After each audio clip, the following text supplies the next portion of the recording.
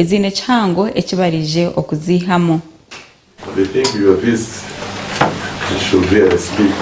Okurigirira mujwekerwa mukuru wa Bright Project ogunashobora kugira ngo ekigendererwa cyabo nico kurebeka ngo bahegesa abahingi hamwe n'abarisa emiringo eyibakubasa kurisamu hamwe no kuhingamu erya mutindo okugira ngo eji ekabasa kubayamba okutunga amasharura agarya mutindo okubasa kwetungura. Tugeza ko kuyamba abantu no kubasomesa engeri kije bayinzo okuza okuji mu butaka lyabo nga bakozesa ebintu ebibetolodde bakozesa ebintu nga okusa koko okusa wete ate n'ebintu ebirala ebibetolodde okutema emifuleje mu mimiro zaabwe bange no tukola mu nsozi era ettaka likulukuka okuva waggulu okukka wansi ku speed ey'enjawulo tubayamba okutema emifuleje mu nimiro zaabwe okubanga batangira ettaka okubeera nga likulukusibwa. This is key because Kabarole sub-county basically stands on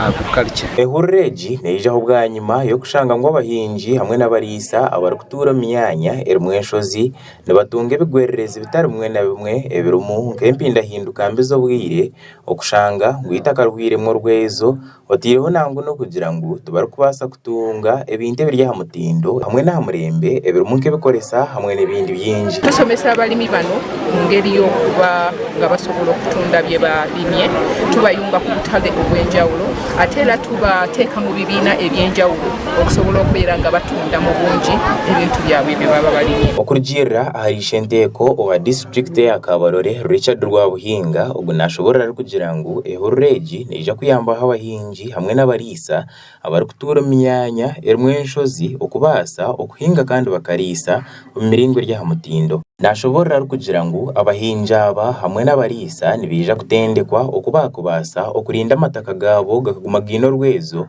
okubakubyara embibo zabo kandi no kubakuzisharura okwenda kugira ngo itaka rugumere yino rwezo kandi berinde bigwererezi bitari mwe na bimwe ebirukwijaho ganyuma yo kushisha ibyo buhangwa ebirumu ko kwinda hinduka ko bwire kibayambeho okutunga amasharura marungi. This intervention upstream and downstream are most likely to help us address that issue of stunting among our children, especially from 0 to 1 year and then 5 years.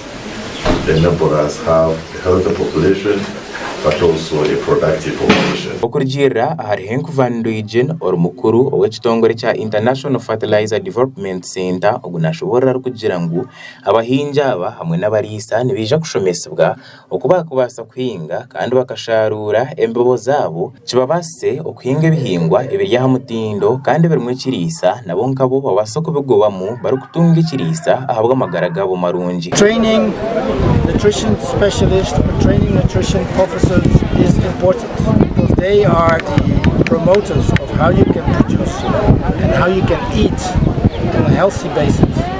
So we introduced communal gardens, house gardens or kitchen gardens if you want, and we start cooking classes to showcase what is the good way of eating.